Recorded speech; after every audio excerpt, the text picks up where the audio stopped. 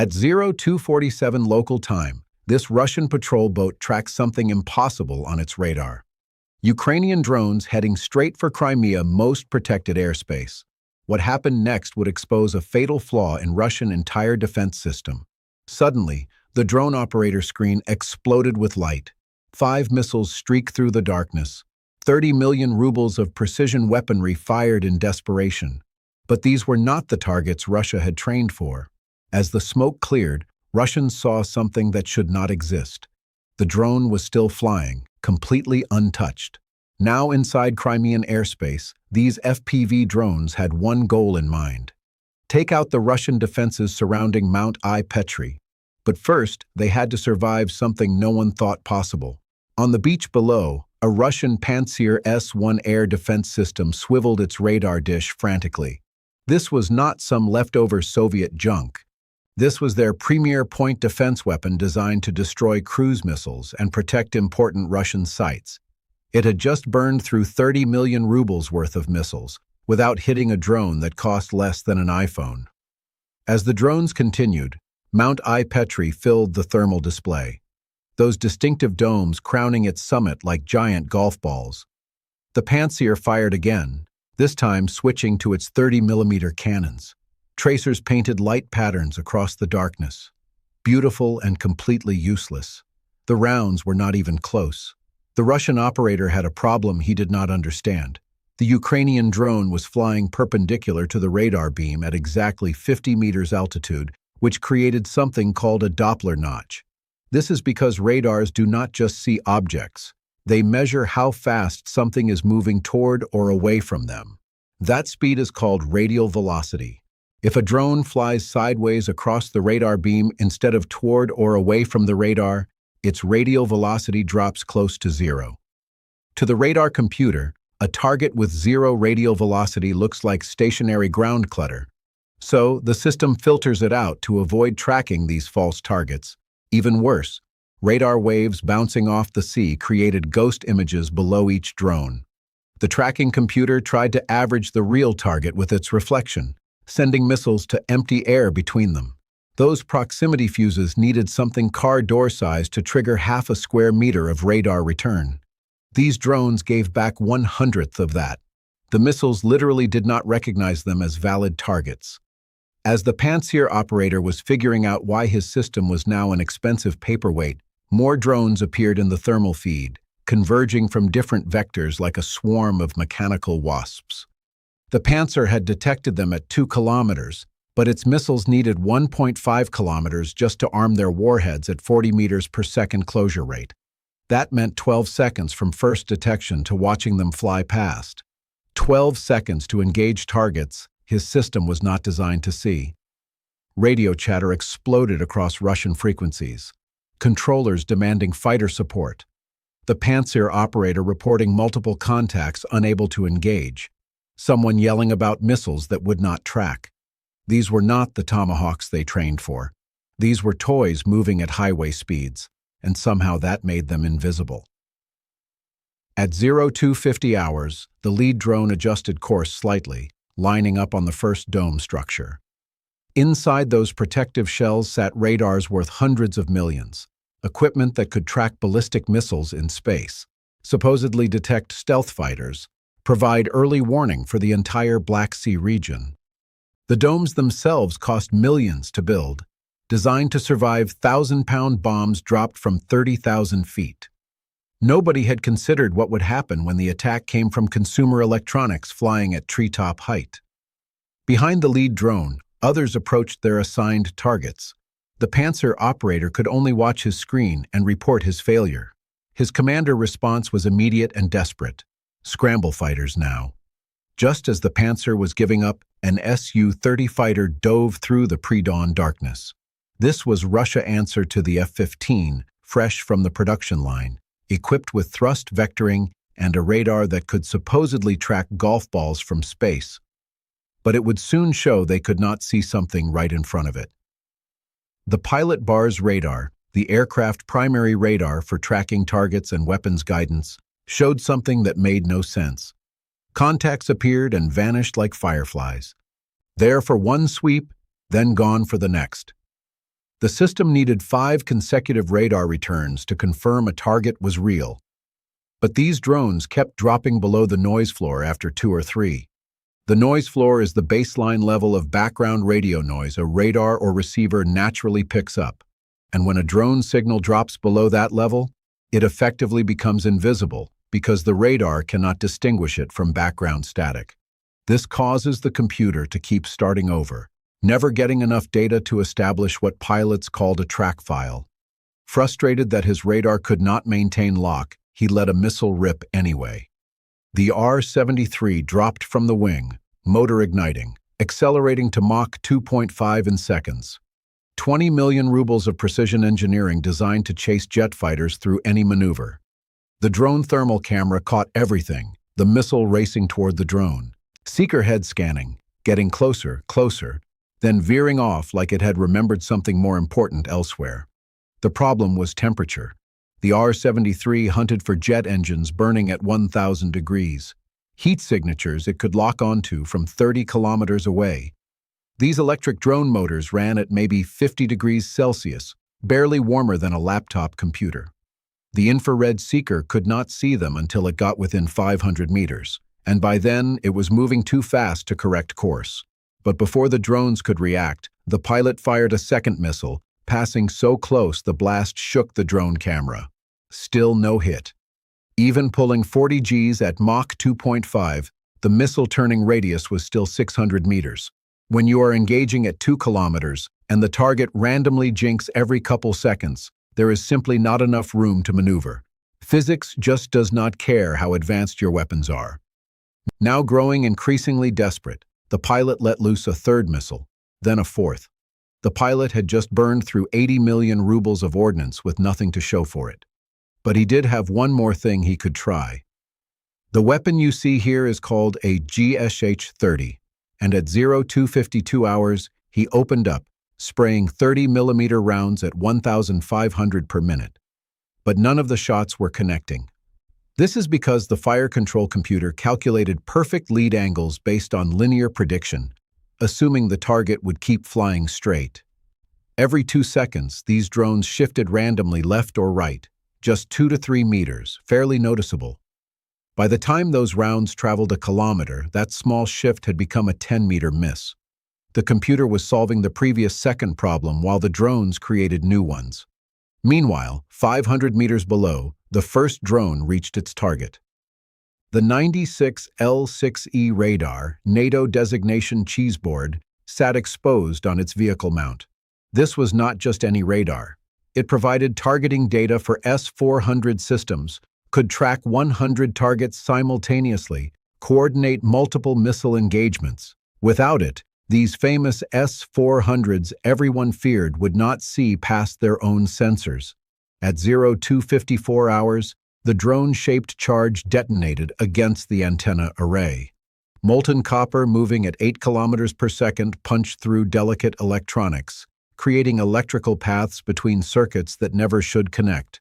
Millions of dollars of sophisticated electronics turned to smoking scrap in the time it takes to blink. Now out of missiles, the Su-30 pulled up hard. The pilot reporting his failure to ground control. His fuel gauge showed he needed to return to base immediately. 4 missiles fired, hundreds of cannon rounds expended, 0 hits. As he climbed away, more drones continued unopposed toward Mount I-Petri. But the pilot radar showed something that made no sense. These new contacts were not coming from Ukrainian territory. They were appearing from nowhere, materializing 10 kilometers off the coast, like ghosts rising from the sea itself. Ground control had the same impossible reading. While the Russians were focused on what was already airborne, they failed to realize what was right under their nose. 10 kilometers off Crimea coast, FPV drones sat on launch rails. Their operators nowhere near this floating platform. The boats, with no official name yet, but belonging to the Magura family, had been sitting here for 2 hours, completely invisible to every radar on the mountain ahead. The secret was geometry, not technology. The Podlet K-1 radar on Mount I-Petri could detect aircraft at 300 kilometers and track ballistic missiles in space. Impressive capabilities unless you understood basic trigonometry. Sitting at roughly 3,600 feet elevation, with a minimum depression angle of -2 degrees, the radar physically could not see anything below 43 meters altitude within 10 kilometers of shore. These boats cruised at 5 meters above the waves. They were not evading detection. They were sailing through a blind zone the size of a small city that physics had carved into the coverage. Seeing the first drones knocking out the S-400 radar, the USV began launching more drones whose electronic motors were spinning up with a sound like angry hornets. But how these FPV drones were able to do this dozens of kilometers from shore was because of this system. You see, Ukraine does not fly drones directly from Odessa to Crimea with a single radio signal. That would be impossible because the Earth curve and distance would block the connection after just a few miles. Instead, they use relay boats like this one sitting 10 to 20 kilometers off the Crimean coast. These boats act like floating cell towers with tall antennas and high-powered radios or Starlink links. The drone operator in Odessa sends commands through an encrypted internet link to the boat. The boat then transmits those commands to the drones nearby. The drone video feed takes the same path in reverse, bouncing from the drone to the boat and then back to Odessa almost instantly. This setup means Ukraine does not need dozens of boats to cover the entire 200-plus kilometer distance. Just 3 to 5 relay boats positioned offshore can handle the mission. They stay close enough to the drones to maintain a clean, low-latency connection, while secure long-range data links handle the distance between the operator and the boats. This system lets operators stay safe far from the front line, while still flying drones with precision deep inside Russian-controlled airspace. This means they were flying combat missions while drinking coffee, controlling everything through what was essentially a floating Wi-Fi extender. Even if Russia figured out where the signals originated, they could never hit them. At 02:57 hours, more boats became visible as dawn approached, each launching its own swarm. The drones did not form military attack patterns that might trigger alerts. Instead, they scattered like startled birds, each taking a seemingly random path that would somehow converge on Ipetri at exactly the same moment. Funny how nature works sometimes. The coastal radars that should have spotted these boats had been programmed to ignore them. Signal processors filtered out anything moving under 20 knots as civilian traffic. Fishing boats, cargo vessels, not worth the attention of military systems. These USVs deliberately cruised at 15 knots or less, looking exactly like every other non-threat cluttering up the scope. To the computers watching Crimea shores, they were invisible by choice. Within 2 minutes of this new launch, the lead drone of the second swarm approached the first dome base. No windows, no doors, just smooth concrete and fiberglass engineered to survive aerial bombardment. But the Ukrainians had found what the designers overlooked: emergency access panels at ground level where maintenance crews could enter. These panels could withstand 500 psi of overpressure from bombs exploding overhead. Impressive engineering, but nobody had considered direct contact with shaped charges. A focused jet of molten copper delivered 2 million psi at the point of impact. The reinforced steel panels might as well have been made of paper. The Nebo dome took the next hit. This radar was Russia crown jewel, the answer to stealth technology. Using meter wave frequencies that could supposedly detect F-35s at 600 kilometers. Without it, every S-400 battery in Crimea would be blind beyond 40 kilometers. Their own radars are unable to see past the horizon without this crucial data feed. By 02:59 hours, the boats had launched all of their drones. With the Russians now blind for good, it was time to bring the hammer down. At 03:02 hours, the Russians' whole world exploded on the mountaintop. The Nebo massive VHF array, now exposed with its dome punctured, took direct hits to crucial junctions. The shaped charges did not just make holes. They created plasma channels that turned insulators into superconductors. When the copper jet punched through, resistance dropped to near zero. Suddenly, those 2-amp circuits carried 1,000 amps, and the surge raced through waveguides to adjacent modules faster than electricity through water. 40 seconds later, the Podlet K1 took multiple hits to its transmitter sections. This radar watched Crimea low-altitude approaches, could track cruise missiles hugging the terrain at 300 kilometers. Without it, anything below 100 meters altitude became invisible to the entire defense network. Years of coverage vanished in seconds. 3 kilometers away, the BK-16 landing craft appeared in the thermal feed. The crew had spotted approaching drones and opened fire with everything available: 14.5 millimeter deck guns, small arms. The boat navigation radar showed dots approaching on the screen, but navigation radars do not calculate firing solutions. They were shooting at shadows and hope. The drone assigned to the BK-16 ignored the defensive fire completely. These were not smart weapons that could be jammed or spoofed. They were dumb and determined, following GPS waypoints to impact with mechanical certainty. The thermal feed cut just as it impacted its bow. Back on the mountain, the cascade accelerated. The S-400 batteries that protected Crimea, those weapons everyone feared could reach out 400 kilometers and swat any aircraft from the sky, had just become very expensive lawn ornaments. They needed the Nebo 600-kilometer early warning to see beyond their own 40 to 50-kilometer radar horizon. They needed the Podlet low-altitude tracking to detect anything below 100 meters. They needed the still-burning 96 L6E to coordinate handoffs between systems. Without those radars, their operators could only sit and watch what happened next. The AI Petri command post took the final hit. This bunker did not just house computers. It was the brain that made Western Crimea air defense function as a network. Every track, every identification, every engagement order ran through servers that were about to become very expensive smoke generators. The shaped charge turned the reinforced door into modern art.